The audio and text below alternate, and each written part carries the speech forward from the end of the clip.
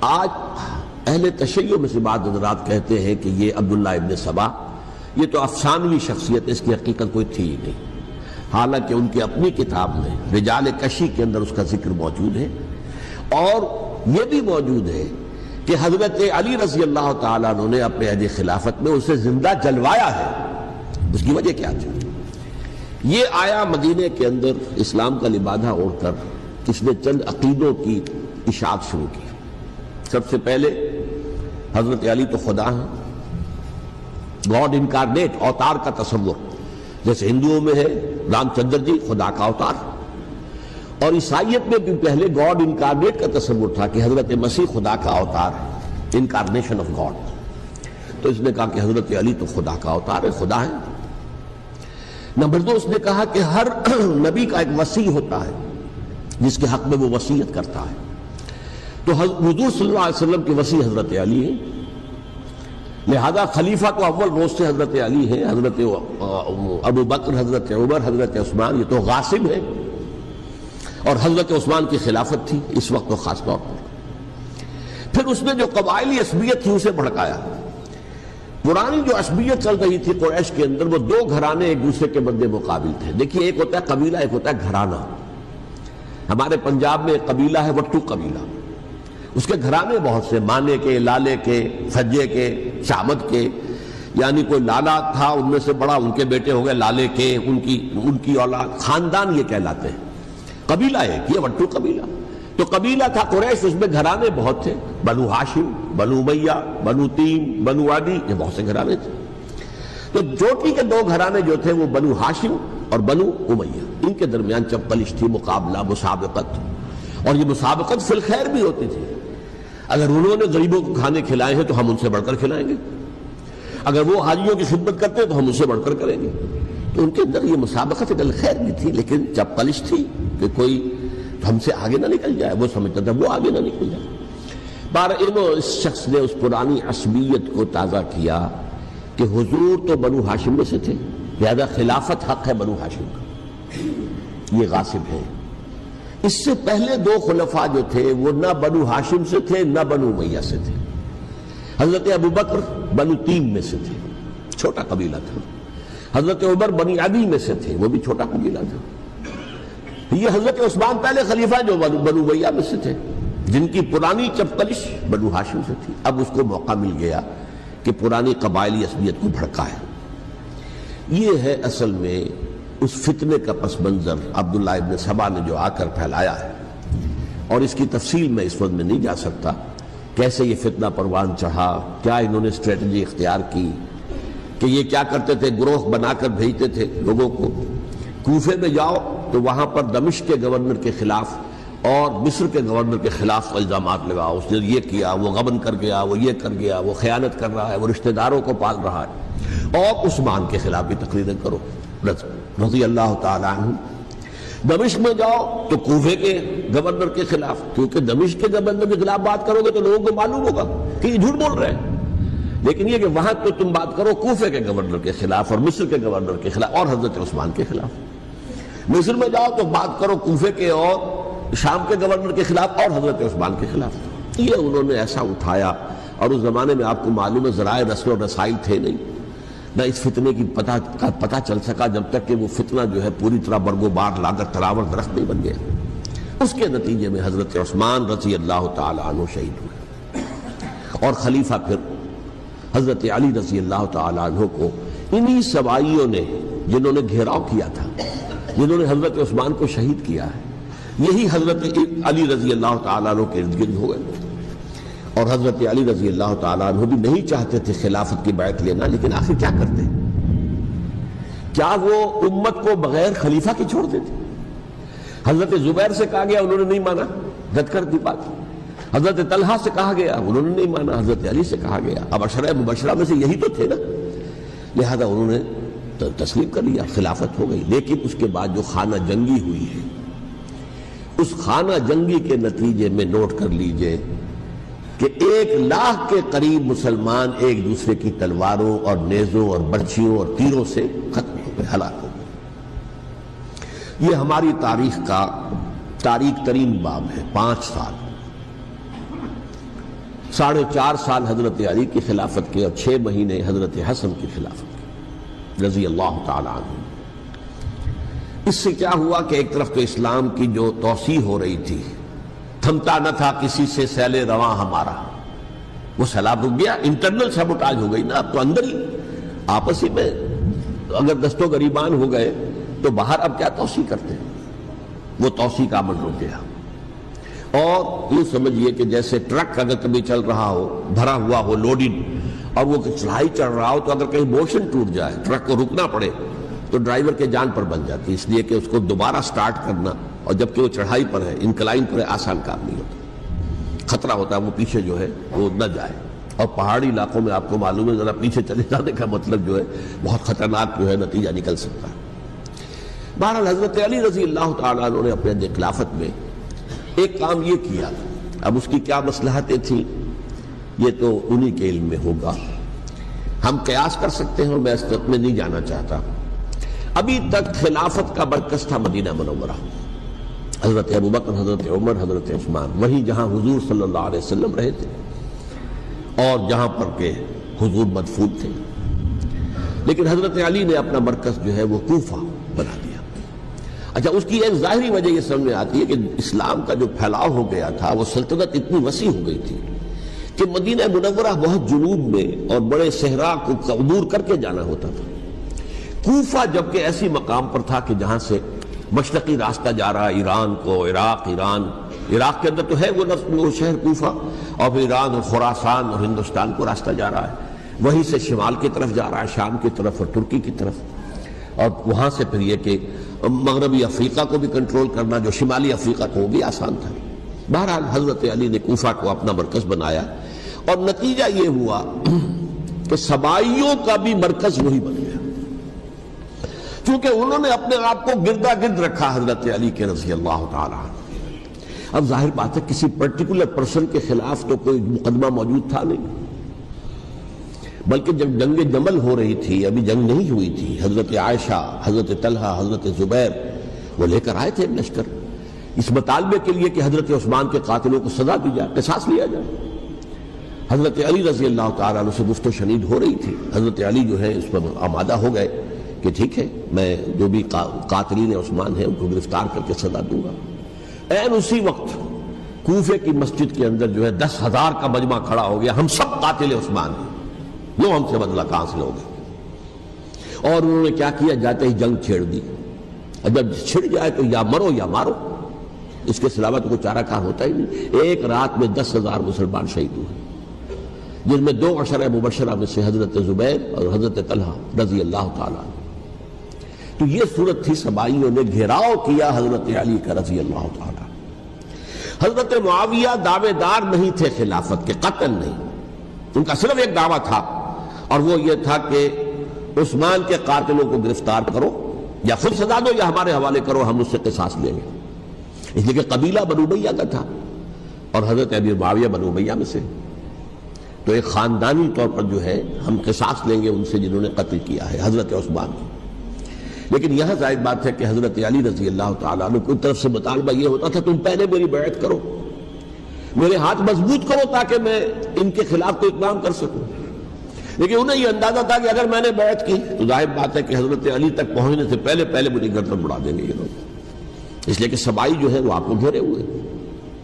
بہرحال ایک عجیب الجھاؤ، ایک ڈائلیما تھا جس کی وجہ سے یہ جنگ چلتی رہی، اور حضرت علی رضی اللہ تعالیٰ عنہ کو انہی کے شیعان علی ہی کے اندر سے وہ جماعت علیحدہ ہوئی تھی جس کو ہم خوارج کے نام سے جانتے ہیں، اور ایک خارجی ملجم ابن ملجم ہی نے حضرت علی کو شہید کیا رضی اللہ تعالیٰ عنہ۔ پھر حضرت حسن رضی اللہ تعالیٰ عنہ، اب دیکھیے کس قدر صحیح بات تھی جو حضرت علی رضی اللہ تعالیٰ عنہ نے فرمائی جب ان سے کہا گیا کہ کیا ہم آپ کے بیٹے حسن کے ہاتھ پر بیعت کر لیں رضی اللہ تعالیٰ عنہ۔ فرمایا نہ میں تمہیں اس کا حکم دیتا ہوں نہ میں اس سے روکتا ہوں، یہ تمہارا معاملہ ہے، امرہم شورا بینہم، تم اپنے باہمی مشورے سے جو فیصلہ کرو گے ٹھیک ہے، میں نہ حکم دیتا ہوں نہ روکتا ہوں۔ اس کا کیا مطلب ہے؟ باپ کے بعد بیٹے کی خلافت ہرگز حرام نہیں ہے، ورنہ کہتے کیسے ہو سکتا ہے میرا بیٹا؟ نہیں، یہ نہیں کہا۔ حضرت عمر سے بھی کہا گیا تھا کہ اپنے بیٹے کو نامزد کر دیں، عبداللہ ابن عمر کو، تو انہوں نے جواب میں کیا کہا؟ اسے تو طلاق دینی بھی نہیں آتی. انہوں نے اپنی کسی زوجہ کو طلاق دی تھی اور اس میں جو صحیح ترین طریقہ ہے وہ اختیار نہیں کیا تھا. انہوں نے طلاق دینے تک نہیں آتی تو میں اسے خلیفہ بنا دوں. یہ نہیں کہا تھا کہ باپ کے بعد بیٹا خلیفہ نہیں ہو سکتا، یہ تو نہیں تھا. کہیں حرام نہیں ہے، نہ کتاب و سنت میں، نہ کوئی حدیث ہے، نہ کہیں قرآن مجید میں. تو حضرت علی نے بھی فرمایا رضی اللہ تعالی، نہ میں روکتا ہوں نہ حکم دیتا ہوں، یہ تمہارا اپنا معاملہ ہے. بہرحال حضرت حسن رضی اللہ تعالی عنہ نے حضرت امیر معاویہ سے صلح کر لی، خلافت ان کے سپرد کر دی. دیکھیے میں حضرت ابوبکر، حضرت عمر، حضرت عثمان، حضرت علی کے ساتھ حضرت حسن کے دور خلافت کو بھی خلافت راشدہ میں سے سمجھتا ہوں. اور تبھی 30 سال پورے ہوتے ہیں اس حدیث کے مطابق کہ حضور نے فرمایا خلافت 30 برس رہے گی، پھر ملوکیت آ جائے گی. تو حضرت حسن کا بہت بڑا کارنامہ یہ ہے کہ اس خانہ جنگی کا دروازہ بند کر دیا. اور یہ پیشن گوئی تھی حضور کی صلی اللہ علیہ وسلم حضرت حسن کو، جب بچے تھے حضور کے انتقال سے پہلے، میرا یہ بیٹا مسلمانوں کے 2 گروہوں میں صلح کرائے گا. یہ حضور کی پیشن گوئی تھی، اور وہ پیشن گوئی حضرت حسن کے علم میں بھی ہوگی یقیناً. بہرحال انہوں نے صلح کی حضرت امیر معاویہ کے ساتھ رضی اللہ تعالی عنہ، خلافت ان کے حوالے کر دی، اور کچھ شرائط تھی طے ہو گئی. اللہ خیر صلی اللہ. حضور کی تو یہ پیشن گوئی جو ہے صحیح ثابت ہوئی کہ میرا یہ بیٹا مسلمانوں کے 2 بڑے گروہوں کے درمیان صلح کرا دے گا. اور سبائیوں نے انہیں تانے دیے، یا عار المومنین، اے مومنوں کے لیے موجب عار، موجب شرم، تم نے بزدلی دکھائی ہے، تم نے امیر معاویہ کو خلیفہ تسلیم کر لیا، تم نے بزدلی دکھائی. معاذ اللہ ثم معاذ اللہ ثم معاذ اللہ. اب میں کچھ باتیں حضرت امیر معاویہ کے بارے میں کہنا چاہتا ہوں، اس لیے کہ وہاں اس میں نے حضرت معاویہ کے بارے میں یہ تو بہت حدمت کے ساتھ کہا تھا، اور میں اب بھی اس پر قائم ہوں اور پوری طریقے سے قائم ہوں. میرا مستقل موقف یہی ہے کہ حضرت معاویہ رضی اللہ تعالیٰ عنہ کے دور خلافت کو ہم خلافت راشدہ میں شامل نہیں سمجھتے، اہل سنت میں سے کوئی بھی نہیں سمجھتا. لیکن اس کے ساتھ میں نے حضرت امیر معاویہ کے کچھ مناقب بھی بیان کیے تھے تاکہ پلڑا جو ہے ترازو کا اس کے دونوں پلڑے سامنے آ جائیں.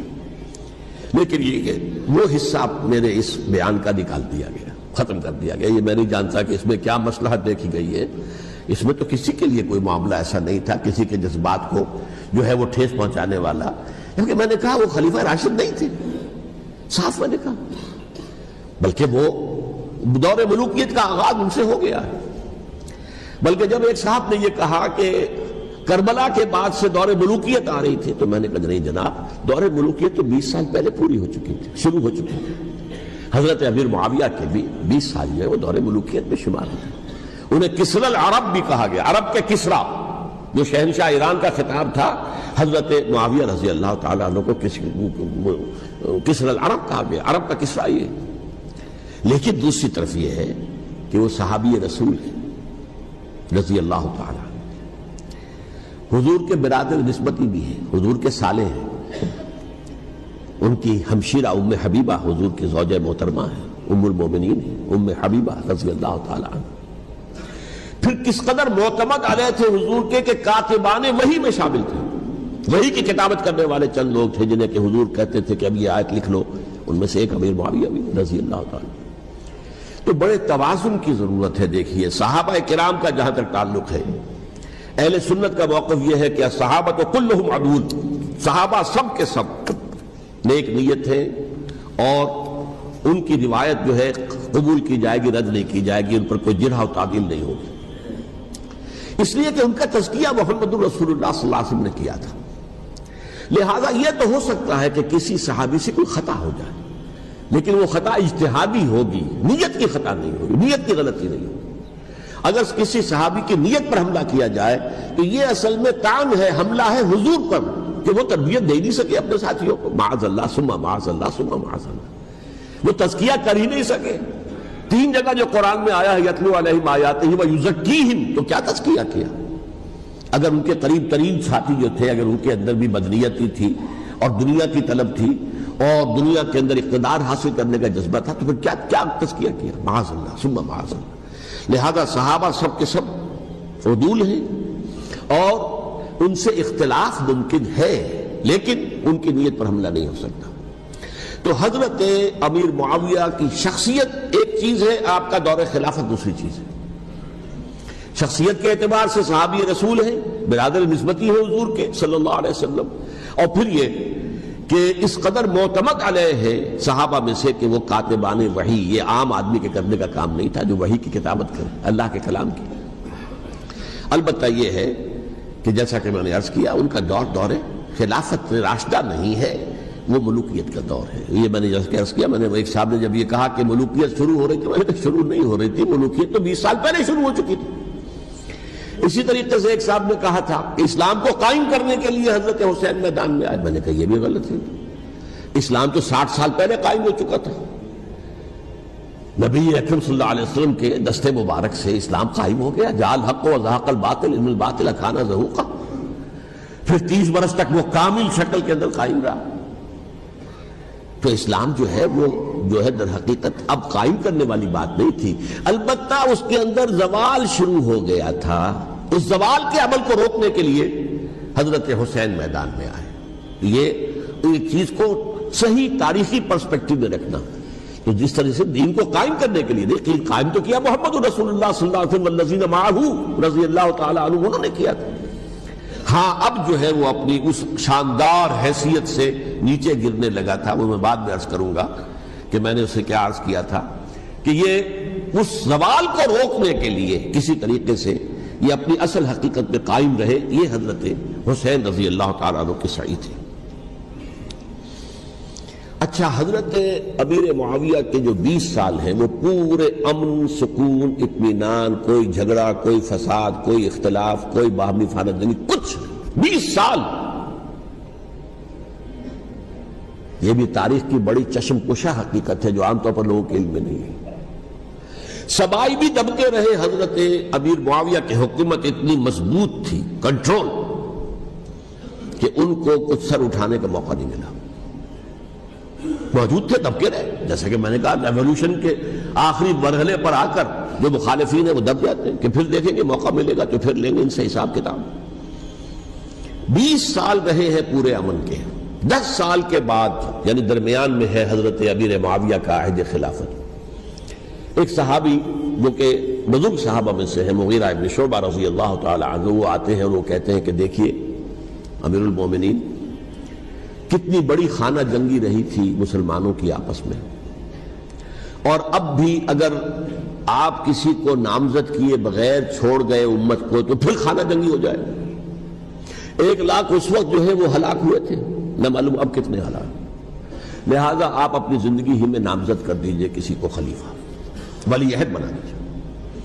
حضرت امیر معاویہ نے ابتداءً جو ہے انکار کیا نہیں، لیکن ان کے دلائل ایسے تھے وزنی، اور میں سمجھتا ہوں کہ وہ بات صحیح تھی جو مغیرہ ابن شعبہ نے کہی، اس لیے کہ اب صحابہ کرام میں سے جو کبار صحابہ تھے وہ تو سب دنیا سے رخصت ہو چکے تھے، اب تو یا صغار صحابہ رہ گئے تھے جو حضور کے زمانے میں بچے تھے، حضرت حسن، حضرت حسین، عبداللہ ابن زبیر، یہ بچے تھے نا، یا تو وہ تھے، اور یا بالکل نو مسلم تھے، اور نو مسلموں میں بڑی تعداد وہ تھی جو ایرانیوں کی تھی، شامیوں کی تھی، ادھر کی تھی، تو ان کو تو ظاہر بات ہے کہ تربیت نبوی سے کیا خلافت راشدہ سے بھی اکثر و بیشتر کو کوئی حصہ ملا ہی نہیں۔ تو اس صورت میں اب وہ اعلیٰ ترین معیار پر حکومت کے نظام کو قائم کرنا ممکن نہیں ہے۔ کوئی قبائلی عصبیت جب تک حکومت کی پشت پر نہیں ہوگی، حکومت مستحکم نہیں ہوگی۔ یہ گویا کہ ایک جس کو کہتے ہیں کہ حقیقت بینی، واقعیت پسندی، ایک آئیڈیالزم ہے اور ایک ریئلزم ہے کہ آپ فیکٹس آن دی گراؤنڈ کو غور کریں، سوچیں اس کے اوپر اور پھر کوئی فیصلہ کریں۔ اس اعتبار سے پھر حضرت امیر معاویہ نے بات مان لی اور بیعت لے لی لوگوں سے حضرت یزید کے لیے کہ یہ خلیفہ ہوں گے میرے بعد، اس کو ولی عہدی کہتے ہیں۔ اچھا، اس وقت 5 افراد ایسے تھے کہ جنہوں نے اس سے اختلاف کیا، یہ بات بہت اہم ہے۔ میرا کتابچہ ہے سانحہ کربلا، اس کے کچھ نسخے آج یہاں ہوں گے، آپ لوگ پڑھیے اسے غور سے اور پھیلائیے تاکہ حقیقت سامنے آئے۔ 5 افراد کون تھے جو ہونے چاہیے؟ ابو بکر فوت ہو گئے، ان کے بیٹے عبد الرحمن ابن ابی بکر، عمر فوت ہو گئے، ان کے بیٹے عبداللہ ابن عمر، عباس فوت ہو گئے، ان کے بیٹے عبداللہ ابن عباس، زبیر فوت ہو گئے، ان کے بیٹے عبداللہ ابن زبیر، اور حضرت حسن سے جو ہے ان کا انتقال ہو چکا تھا، حضرت علی کے بیٹے حضرت حسین رضی اللہ تعالی عنہ مجمعین۔ حضرت حسن کے بارے میں ایک فریق کا کہنا یہ ہے کہ انہیں زہر دے کر ہلاک کیا گیا، اہل تشیع کا قول یہ ہے، جبکہ اہل سنت کہتے ہیں کہ نہیں، وہ اپنی جو بھی طبی موت تھی اس سے ان کی وفات۔ لیکن میں اس میں نہیں جانا چاہتا، اس لیے کہ یہ مائکرو ہسٹری جو ہے نا، وہ تو ایک ایک واقعے کے لیے ادھر کی روایات کیا، ادھر کی کیا ہیں، ان کے پاس کیا دلائل، ان کے پاس یہ تو کسی ریسرچ اسکالر کا موضوع، میرا موضوع نہیں ہے۔ لیکن بہرحال یہ 5 حضرات تھے جنہوں نے ولی عہدی کی بیعت نہیں کی، لیکن حضرت معاویہ اتنے حلیم الطبع انسان تھے، انہوں نے جبر نہیں کیا، کوئی تشدد نہیں کیا۔ ٹھیک ہے، ولی عہدی کی بیعت نہیں کر رہے، کوئی بات نہیں، میری بیعت تو کی ہوئی ہے نا، ابھی تو میں زندہ ہوں، بات ختم ہو گئی، میری بیعت تو نہیں توڑا انہوں نے، فسخ بیعت نہیں کی۔ اس اعتبار سے انہوں نے نہ کوئی تشدد کیا، نہ جبر کیا، نہ کوئی مواخذہ کیا۔ لیکن جب امیر معاویہ کا انتقال ہو گیا، اب ولی عہدی کی بجائے وہ اب خلافت کی بیعت ہوئی، سب لوگوں نے بیعت کر لی۔ ان 5 میں سے ایک فوت ہو چکے تھے، حضرت عبد الرحمن ابن ابی بکر فوت ہو چکے رضی اللہ تعالی، 4 تھے، ان 4 میں ایک اختلاف ہوا۔ 2 کی رائے یہ تھی، عبداللہ ابن عمر، عبداللہ ابن عباس، کہ اگرچہ یہ کام غلط ہوا ہے، اسلام کی روح کے منافی ہوا ہے، یہ بادشاہت کی بنیاد پڑ رہی ہے، لیکن یہ بات ایسی نہیں ہے کہ اس کی بنا پر ہم خانہ جنگی شروع کروا دیں، امت کے اندر خون خرابہ کروائیں، فساد کروائیں۔ لہذا انہوں نے بیعت کر لی۔ اب کوئی اگر یہ کہے معاذ اللہ کہ وہ بک گئے تھے یزید کے ہاتھ میں، معاذ اللہ ثم معاذ اللہ، وہی بات آپ اختلاف کر سکتے ہیں کہ انہیں نہیں کرنی چاہیے تھی، یہ کوئی رائے رکھے، مجھے اختلاف نہیں، لیکن ان کی نیت پر حملہ کریں گے تو حملہ محمد رسول اللہ پر ہوگا صلی اللہ علیہ وسلم۔ عبداللہ ابن عمر کون ہیں؟ کتنی حدیثیں ان سے جو ہے وہ منقول ہیں۔ عبداللہ ابن عباس کون ہیں؟ جنہیں حضور نے جو ہے جن کے لیے دعا کی تھی، اے اللہ فقہہ فی الدین وعلمہ التاویل، اے اللہ اس نوجوان کو دین کا فہم عطا کر اور قرآن کی تاویل اور تفسیر کا علم عطا کر، حبر الامہ کہلاتے ہیں۔ وہ کہیں پیسوں اور ٹکوں کے عوض بک جانے والے نہیں تھے، انہوں نے امت کی مصلحت دیکھی، نیت جو ہے اس پر حملہ نہ کیجئے، البتہ اختلاف کا حق آپ کو حاصل ہے۔ 2 حضرات جو ہے ڈٹے رہے کہ نہیں، ہمیں کم وقت میں ریزسٹ کرنا ہے، عبداللہ ابن زبیر عمر کے